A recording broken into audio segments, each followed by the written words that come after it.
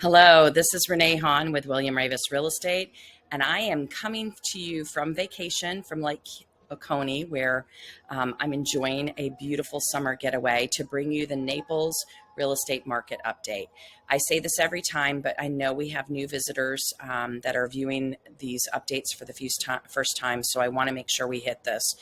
Our data that Naples Area Board of Realtors reports on is always at a 30-day lag about. So we're heading into the end of June right now, and we're just getting the month of May data. And the reason we have that lag is to make sure that any straggling closings get uploaded into the system and accounted for, so that when we report on the data, it is the current, most up-to-date data and comprehensive. So there's always a 30-day lag. So everything you see in this report today is going to be looking at May in 2022 over May of last year. And my second point I want to make before we dive into the data relates to that. When we're comparing year over year data, it's obviously helpful. It's nice to know how things are trending, upward, downward, steady, but it's also important to keep in mind what you're comparing it to. And by the way, if you hear boats and jet skis in the background or my pool waterfall, my apologies. I'm hoping it's not too distracting, but it's way too beautiful out here for me to go inside to do this. So it's my way of holding on to bits and pieces of my vacation.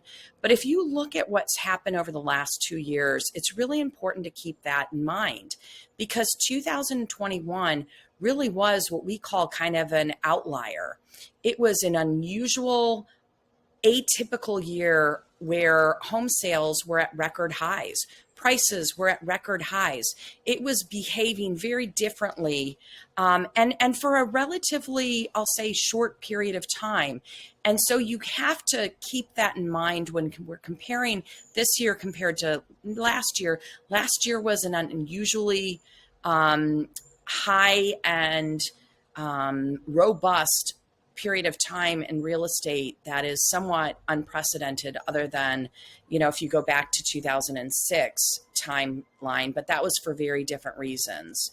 Then if you go to 2020, obviously that was also an outlier year because we had a global pandemic and things were shut down, and there were restrictions that prevented people from traveling to go see houses, from people wanting to show their houses. So again, keep that in mind when we look at this 2022 versus 2021.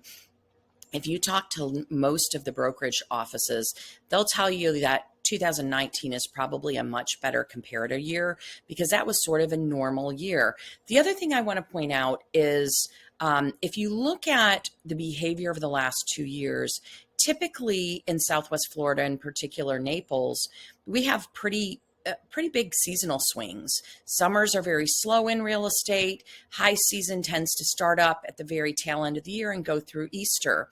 However, the last 2 years, outside of when we couldn't show homes, stayed pretty busy. Last summer was busy all year long. I never got to come to Lake Oconee and take a vacation because we stayed busy. And even though I continue to be busy, it is much, much slower during these summer months of June, July, and August. So we're kind of back into our traditional seasonal behavior, if you will, and that's important to keep in mind as well. So what I want to do is start with new listings. So new listings really gives us a feel for what's coming on the market. And what's interesting here, if you look year over year, last year they were down, and then a lot. Then when you get into February, March, and April of this year, still down, but you can see it's getting gradually down by less and less. And in fact, May was the first month that new listings were up year over year. And I mentioned back in March, when I did the report, that I was starting to see early indications that inventory and listings were shooting up. What's interesting, and I shared this in that report, but for those that may be viewing for the first time, new listings shot up in May, and I just said the season was starting to cool off. So the buyer pool started going down, which is demand, right? So inventory goes up, demand goes down. That gives you an idea of what starts to happen here.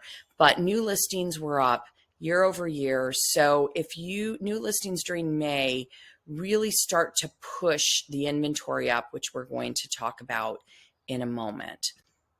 Inventory. Inventory in May was up 59%. Now look at this. February inventory was down 47% year over year.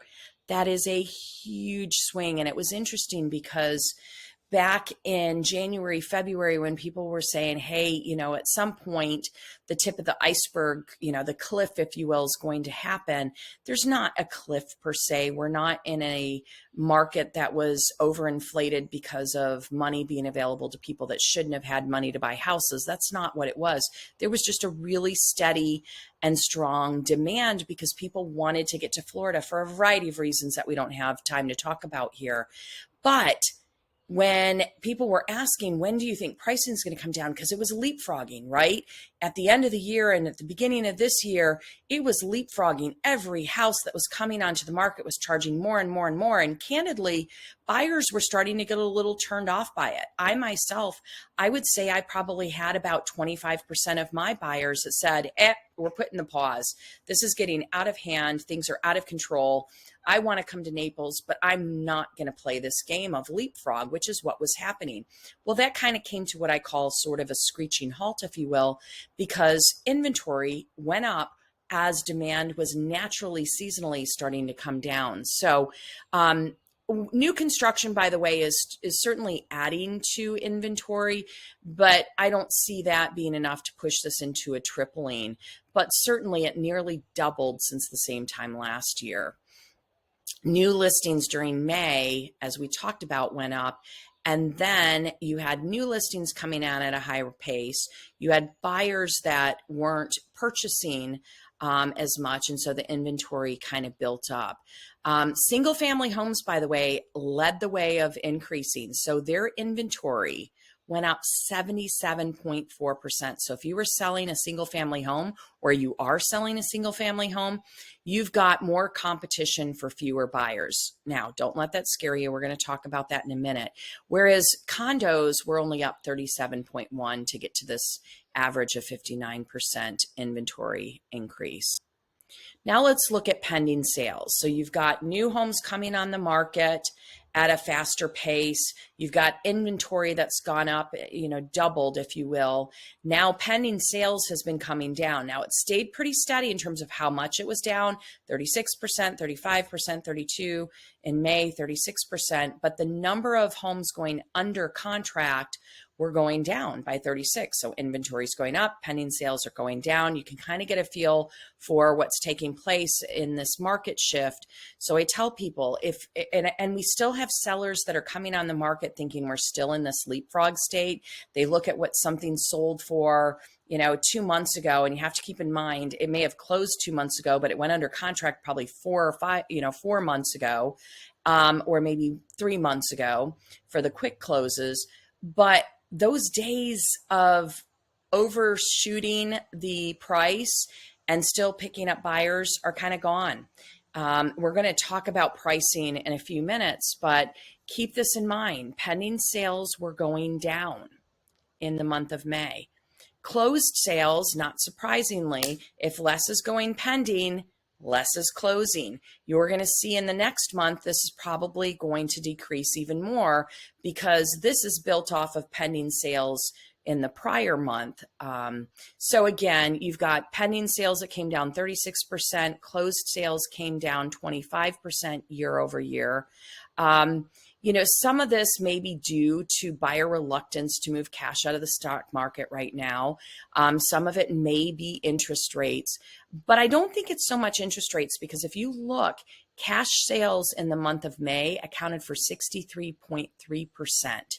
That's pretty high, higher than certainly than most other areas of the US. So the interest rates, although it has an effect, doesn't have a huge effect because the highest proportion of buyers are still cash buyers in this market. But what you will start to see potentially, and this is a benefit to the buyers, if you will, if homes are sitting a little longer, you've got more competition. You're no longer commanding these leapfrog prices where you've got multiple bidders driving up the price further. More people may start to be open, more sellers, I should say, may start to be open to finance contingencies, if you will, which could open up some opportunities where mortgage buyers didn't have a chance before to even get in the game because they were getting outbid by cash buyers, and cash buyers were bringing fewer contingencies. So if you look at closed sales, we already talked about 25% decrease. So that took, in May of 2021, we had 1654 closings. Excuse me. In May of 2022, we had 1,249. By the way, I'm drinking a lot. I had COVID, gosh, it's probably been 4 months ago, and it has left me with a continuous dry throat. So when I'm doing a lot of talking like I am in these market reports, I'm trying not to go into a coughing fit here. If you look at 2019, when we were kind of a more balanced market, if you will, closed sales increased 7% month over month and 18% year to date. So I would tell you demand still remains pretty strong. But despite the fact that inventory is down, but we're still running pretty low on inventory. Since January, we've seen a 21.9% increase in the number of homes sold in the 500 to 1 million price category. And I'm going to talk about what that's done to our pricing in a moment. So days on market has stayed pretty stable. It was 16 days in April. In May, it was 16 days. I think you're going to see this continue to grow, candidly, because as there's less demand and more competition, homes are just naturally going to stay on the market longer. So you're definitely going to see this shift. Historically, we were running on a 90-day average, so it's still good. The other thing to keep in mind is it can be misleading, because although across the board the average is 16 days, there are certainly some things that are sitting on the market longer, and some that still go quick if there's nothing in a community and a home comes on that's highly updated and priced well, it's going to sell relatively quick. So now my last slide, everybody always wants to know what's going on with pricing. And this one, I've got to tell you, has a caveat. So what you see here is that price has grown 40%. The median, overall median close price has grown 40% over last year. But I hate to burst your bubble, if you will. That's not necessarily because values have been going up across the board, because historically we had many more homes at lower price points that were available, and we're bringing down this average. But if you look at, the 300 and below, sales were down 56%. So that really is a mix issue, and it makes this number a little bit misleading, because people think, oh my gosh, you just said the leapfrogging was over. But I see here, year over year, it's gone up by 40%. That has more to do with the mix of properties, the sale of more higher end homes, than it does an across the board appreciation climb, if you will, because we've already talked about that. So again, it's created a huge drop in the number of sales at the lower price category.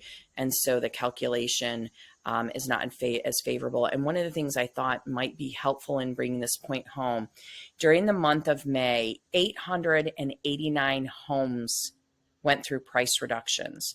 That was 34% rather higher than the price reductions that happened in the month of April. So again, you're seeing homes on the market longer, you're seeing them go through price reductions. Values are still good. If you look back to 2019, we're still selling things for good values. It's just that there is a portion of the market that overswung it. They got caught up in the leapfrogging, and now they're getting slapped around and getting pushed back down to what the prices should be. I have these conversations almost daily right now, because wishful thinking has sellers still believing we've got that upside, right? My neighbor a few months ago sold for this amount. I think I can get that from my house. And, the market in terms of pricing really has shifted. And certainly you can list at whatever price you want, but you're probably going to sit idle because the number of buyers out there willing to pay those prices has gone down. So I would encourage you, if you're thinking about selling your home, to do a really solid look and an assessment of what the pricing has done and how the market's behaving now. Because if you go and pull comps from what sold a couple months ago, and you price that way, you may find yourself disappointed, and you don't want to sit on the market a lot longer than the rest of the homes, because people will start to wonder what's wrong. The one bit of encouragement I thought I would give, outside of the fact that it really still is a good market. It's a good market for buyers. It's a good market for sellers. I would tell you, if you're thinking about listing your home, really pay attention to what's going on in your neighborhood, because things have slowed down for the summer months. I don't know that I would be overzealous in leaping into the market at this very moment. But I think it's still a strong market to sell in. And I think there's some advantages coming back to buyers. I wouldn't, and inflation is certainly a concern for everyone. And I'm so sorry. I've been talking too long now, and it's making me cough even though I'm drinking water. Home prices have historically outpaced the rate of inflation. So I would say real estate still tends to be a good investment even during periods of inflation. If you've got questions about your home, about the value of your home, if you're considering selling or you're thinking about buying and want to kick the tires, don't hesitate to give me a call. Again, it's Renee Hahn at William Ravis Real Estate. You can reach me at 239-287-2576. I'd also encourage you to check out the information below this video. I pay to port data in, real-time data, so that you can see how things are going at any point. And these graphs below are interactive. I've got luxury market reports below. Lots of helpful information that I hope you'll take advantage of. Everyone have a fabulous summer, and we'll talk again next month.